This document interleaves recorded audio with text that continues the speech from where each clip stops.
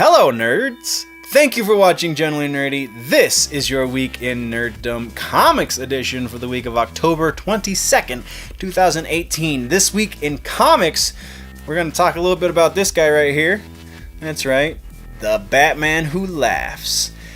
And there's other stuff going on in comics, but let's hit the intro first. Quiet on the set, rolling. Hi, I am Bitsy Telek. Hey, I'm Hale Appleman. I'm Walter Kane. I'm Rene Aubergenois. Odo on Deep Space Nine. Michael Dorn, Lieutenant Commander Worf, Star Trek The Next Generation. Come and see me and hear me and talk to me and listen to me talk about myself. Hey man, this is Kevin Smith, often considered generally nerdy, and you are listening to what is often considered generally nerdy. On Generally Nerdy. You're listening to Generally Nerdy. Generally Nerdy. Generally nerdy. That's right, first things first, we're talking about Batman Who Laughs. This is not going to be the only Batman Who Laughs comic. He's getting a miniseries all to himself. Scott Snyder, who is one of my favorite Batman writers ever. I really dug what he did when he was in charge of the Batman universe. So Scott Snyder is writing it, art by Jock. I know he's done a lot of stuff. I really can't think of anything right off the top of my head, and that doesn't speak well for my memory, but he's well known. Look him up. It's going to hit shelves December 12th, so we're a little over 2 months out, a month and a half rather out. Yeah, it's going to be a 6-issue series. Solicitations also for this, which came out actually a couple weeks ago. I just hadn't had a chance to go through them yet. Solicitations gave away, remember we talked about one of his cronies who they called the Bat Punisher because it's effectively what if Batman and the Punisher merged. That's what this thing is. It finally has a name, and they gave it away in the solicitations. The name of the Bat Punisher, the actual name, is the Grim Knight, and he's going to be a sidekick that's going to be introduced in the second issue of this 6-issue series. That's all we really know at the moment. I mean, I could read you the solicitation, but there's not a whole lot more in there. So we're not going to do that, and we're going to move on. Next is a follow-up. We talked about Marvel Zombie #1 when it was announced 2 or 3 months ago in that solicitation. And it's finally come out. We were speculating if they were going to turn it into another series, if it was a reboot, what the situation was. It's not going to be a series, and it's not a reboot. It's just a bland one-off that kind of takes place in the same continuity as the other zombie books, and doesn't really do much, actually. It was just kind of, that happened. So I mean, if you have digital, by all means go for it. I probably wouldn't waste the $4 to pick it up though, because it's inconsequential, and the art's really cool. If you dig the art, then go for it. But there's no other real reason to pick up Marvel Zombie #1. So yeah. Next, we're talking about Venom, and we're not talking about First Host because we could. There's still a lot going on in that series. That's not what we're talking about. This is speculative.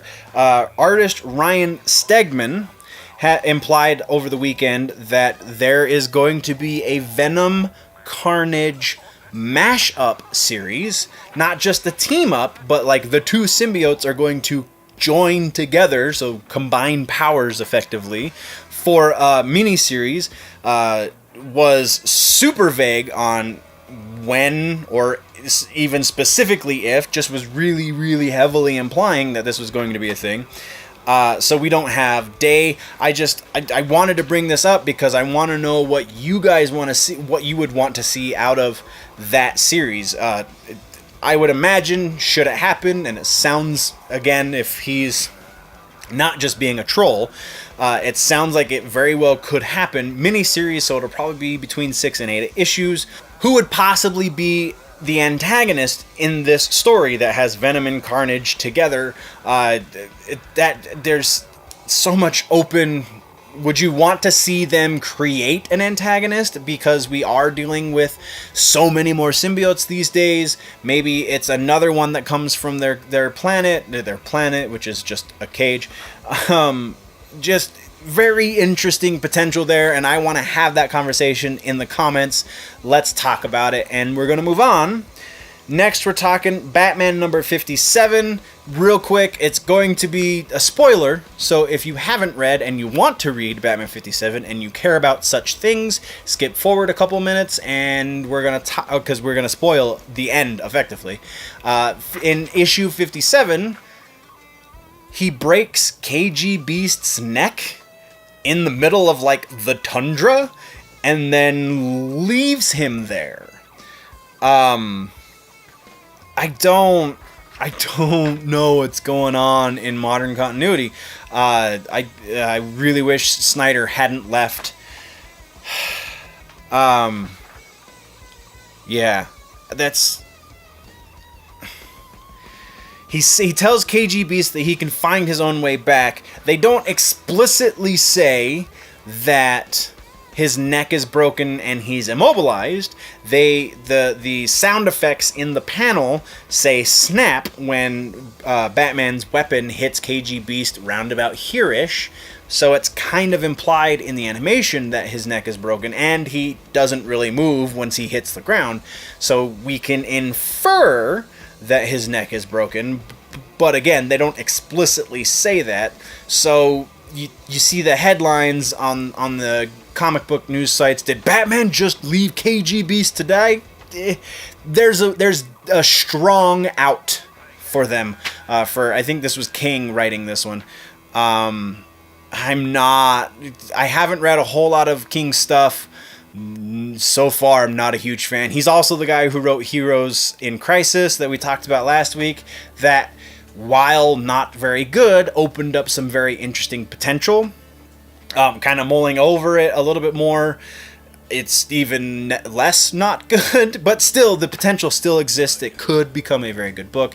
Just the first issue was not an example of it being very good. So this Batman 57...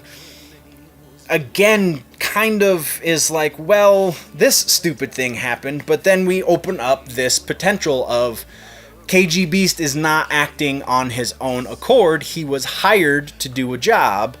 Who hired him? Withholding information does not a good mystery make.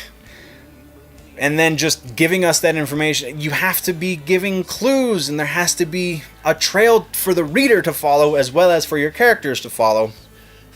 And I'm not seeing that. So if the potential will be fully realized, it is very unlikely in my mind at this point, but still possible.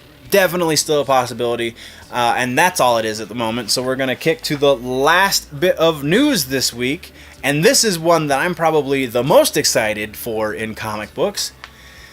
Blade Runner is getting a comic series that is in current continuity with 2049 and is going to be written by Michael Green, who, if you don't know, wrote the freaking screenplay for 2049. So yeah, he co-wrote it. I can't remember who the other writer is, but it's in canon. I didn't catch the release date. If there's more news about it between now and next week, which I'm sure there will be, we'll definitely go over the release date, and if I can find a synopsis of what's going to happen in the series. Definitely, I want to see what happens to those characters after the end of that movie. I feel like it was such a good movie that, and you have the screenwriter and the things, and yeah, another one that I'm really excited about but can't get my hands on yet, so all we can do is speculate, and that's where we end this episode, guys. What did I miss in comic books or any other video this week? What should we talk about next week? Let me know in the comments down low. If, though, you want to go deeper into the conversation, jump over to the website, generallynerdy.net. That is the place that you can go get all of the freebies, the social media links. Everything exists over on generallynerdy.net. Or if you would rather support the channel a little more directly, there's a Patreon page, patreon.com/generallynerdy. That is the place that you can go to support, again, a little more directly, there's 4 tiers. Bottom tier is just $1, $2, $5, $10. Those are my 4 tiers. For that dollar, you get more content. So don't think I'm just grateful for the dollar. I'm very grateful for the dollar, but I'm so grateful that I give you more content. So go check it out, patreon.com/generallynerdy. If you're new to the channel though, click the subscribe button. If you like this episode, click the like button. If you're falling behind on your nerd news and you want to catch up, click or tap that box right there to the left of my face to do that. But before you click the box, before you go to the places and do the things, guys, always remember that if it's generally nerdy, it's probably here.